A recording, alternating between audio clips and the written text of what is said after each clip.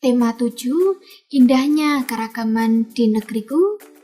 Subtema 1, Keragaman Suku Bangsa dan Agama di Negeriku. Pembelajaran 2. Indonesia terdiri atas ribuan suku bangsa yang tersebar di berbagai daerah. Suku bangsa apa yang ada di daerahmu?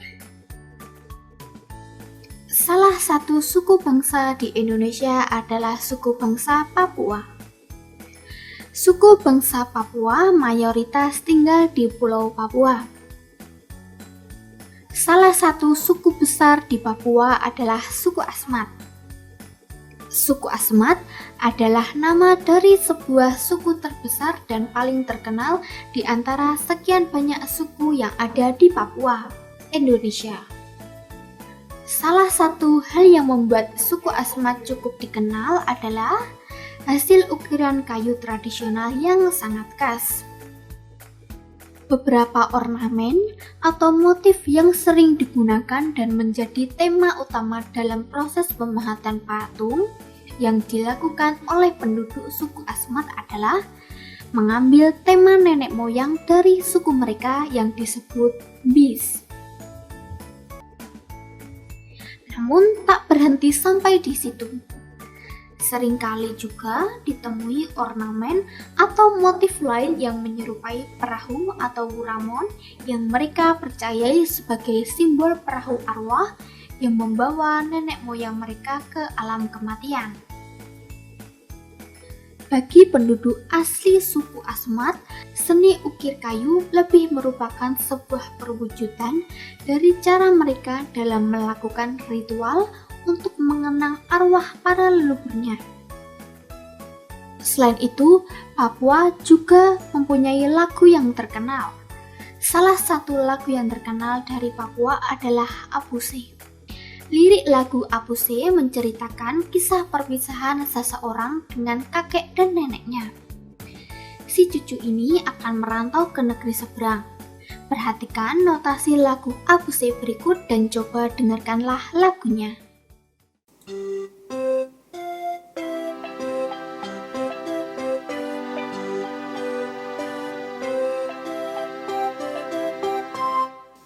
Apuse kokondao yarabe sorendoreri uflenso paninema pagi pase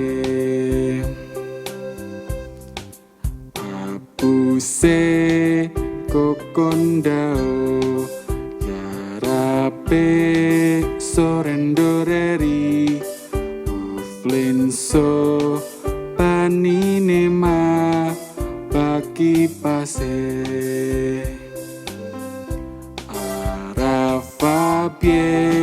arafabie aswarakwa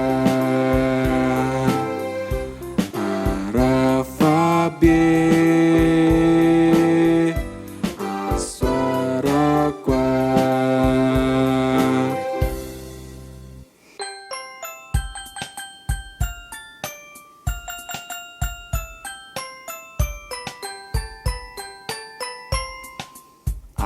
Apuse kokondao yarabe sorendoreri uflenso paninema pagi pase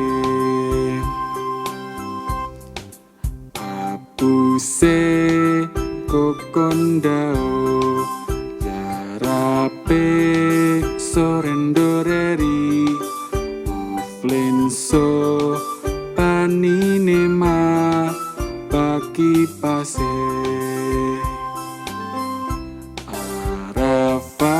arafabie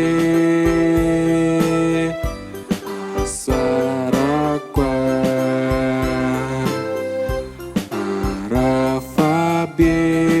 arafabie aswarakwa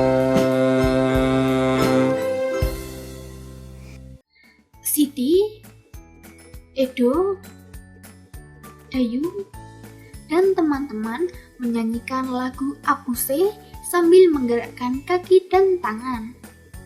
Mereka melangkah ke kanan dan ke kiri, ke depan lalu ke belakang sambil menggerakkan tangannya. Gerakan mereka melibatkan otot kaki dan otot tangan. Gerakan melangkahkan kaki juga termasuk gaya otot. Melangkahkan kaki menyebabkan tubuh berpindah tempat. Perhatikan gambar berikut.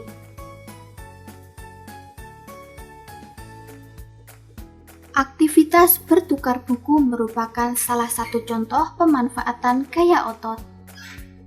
Dengan memanfaatkan gaya otot, kita dapat memindahkan benda-benda ringan dengan mudah. Gaya otot sangat bermanfaat dalam kehidupan sehari-hari. Gaya otot adalah gaya yang dihasilkan dari proses kontraksi dan relaksi dari otot di dalam tubuh kita. Contoh pekerjaan yang memerlukan gaya otot adalah berjalan, berlari, sit up, pull up, berdiri, jongkok, menulis, dan lain sebagainya. Manfaat dari gaya otot antara lain: 1. Menggerakkan tubuh. 2. Mempertahankan postur tubuh. 3. Memindahkan sesuatu. 4. Melatih tubuh. 5. Melakukan pekerjaan. Kamu tentu bisa bernyanyi. Apakah kamu tahu perbedaan nada tinggi dan nada rendah pada lagu? Semakin tinggi nadanya, maka akan terdengar semakin menarik dan terdengar semakin mencekik. Nada tinggi biasanya digunakan untuk klimaks pada sebuah lagu, dan nada tinggi ini akan terdengar menantang. Lain halnya dengan nada rendah. Semakin rendah nadanya, maka akan terdengar semakin menurun dan terdengar semakin berat. Nada rendah biasanya digunakan pada akhir sebuah lagu atau sebagai penutup. Nada rendah ini terdengar lebih tenang dan santai. Nah, dari pembelajaran ini, apakah anak-anak sudah paham dengan materi yang disampaikan? Jika mengalami kesulitan, kamu dapat menanyakan kepada orang tuamu. Tetap semangat dan rajin belajar ya.